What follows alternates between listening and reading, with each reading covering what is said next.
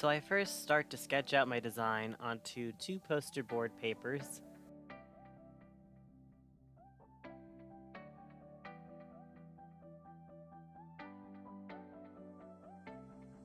After I cut out the pieces, I sketch out a tail feather fan.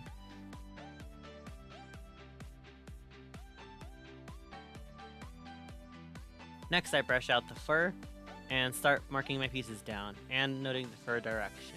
I mark each piece with a 1 or a 2 to signify the side, and an A, B, C, or D to mark the order of fur.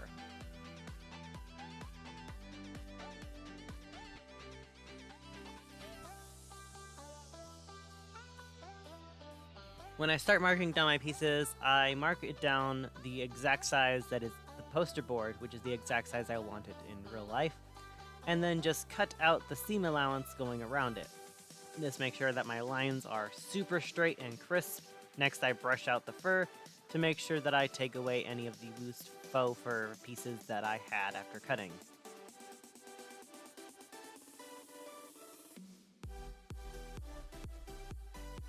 And then I go ahead and start pinning everything together.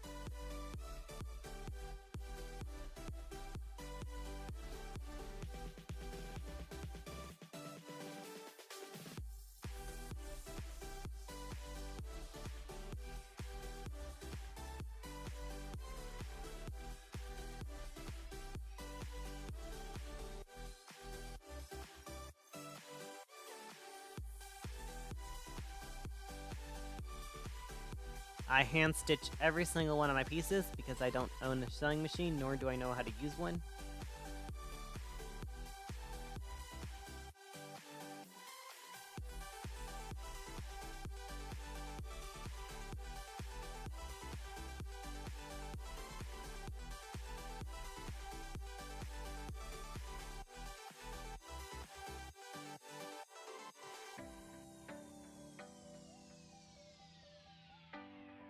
And I test out some fur lengths on some scrap faux, and I ended up having to go back through this again and pretty much shave down the fur fibers because they were just too long. I ended up cutting them down from 2 inches to 1 inch together.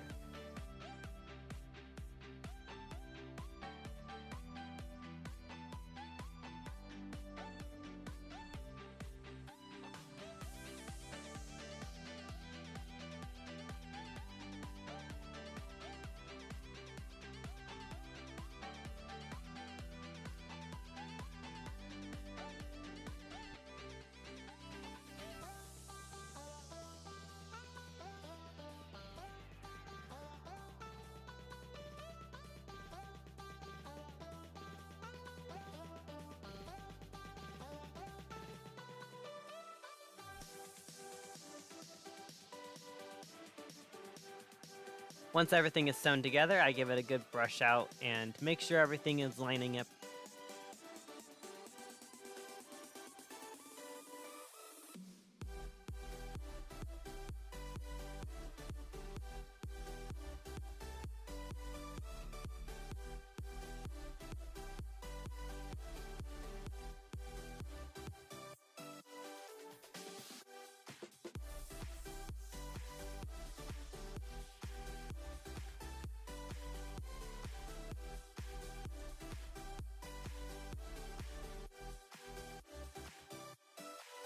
After trimming down all my pieces and cutting out the fur in between the binds to make everything lay super snug and tight, I go ahead and clip every single one of my pieces together, starting from the base of the tail and going around. This was a long process, and I ended up having to cut out a lot of this, and I ended up also losing some footage as well.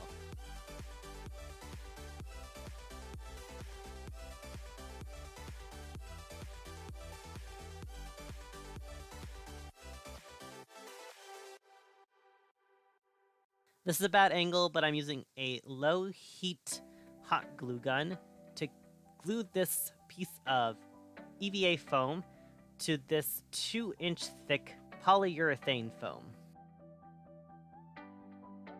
I smush it down and cut out a belt loop and a slit for the belt.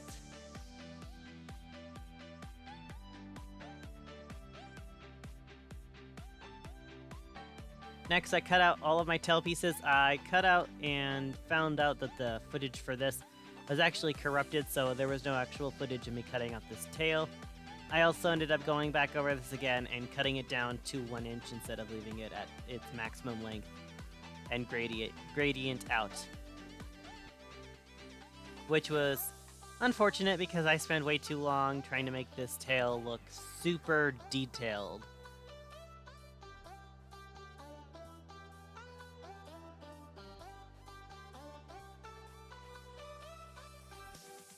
And this is another good example of how I do my designs.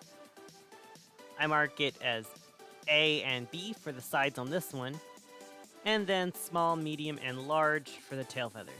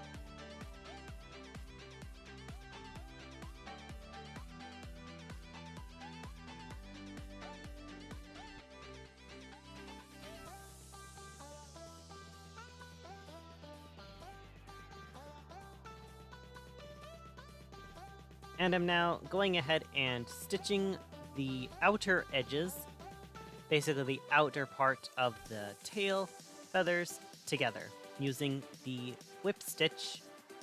And I had to carefully tuck the fur fibers into the tail as I got around the very, very tips. In future videos, when I'm remaking this tail, I will be making sure that the faux fur fibers are going to be 1 inch or less. Because working with very, very long fur is very difficult, and I ended up not liking the whole look after I was done stitching everything together.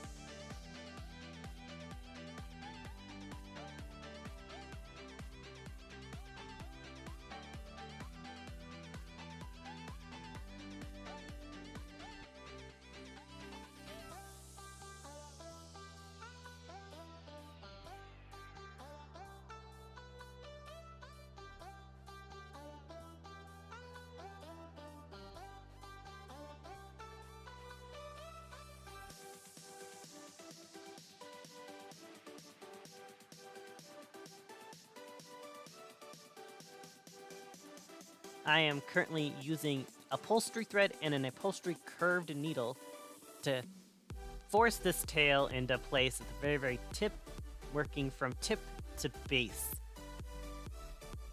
This is how long the fur fibers were at the beginning, and as you can see, it looks pretty scraggly and pretty messy.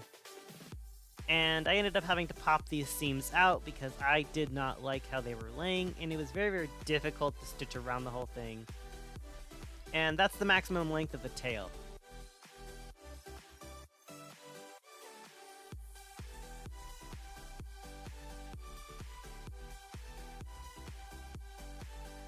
On the ground, I went ahead and just started shearing down the fur shorter and shorter and shorter until I got it to the right length I wanted it to be.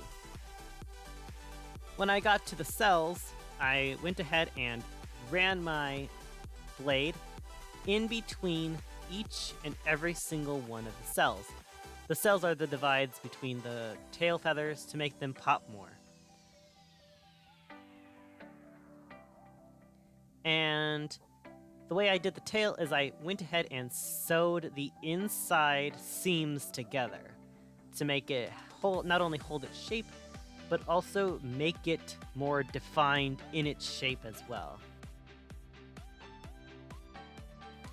As you can see, I am now cutting it even shorter, and you can just see how much fur comes off after I already cut off 1 inch of fur. In the future, I think I would rather work with kitten, which is this very, very short, soft fur that feels more like down. I believe the other names that are used for it are teddy and seal, but the label on it was labeled as kitten. For clarification, it is not made with actual kitten fur, it is just labeled that based on its texture and fur length.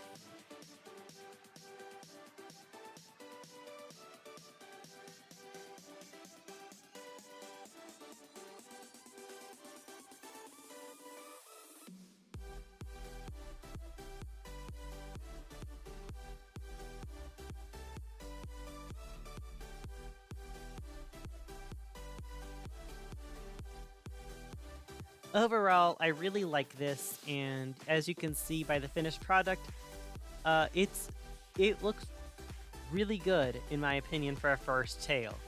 This is my first time working with faux fur, and it's my first time actually committing to a really big project and sticking with it until the end. I am a furry myself, but I've never owned a fursuit before, and I decided that if I was going to get a fursuit, I was going to make it myself, since I have the skills and the time to do so. It has a belt. It has an invisible belt pocket that allows me to slip a 2-inch belt through it and slip it out without damaging the tail, as well as a gore cutaway detail. And as you can see, it provides the exact amount of swooshing I need, while also being super soft and cuddly.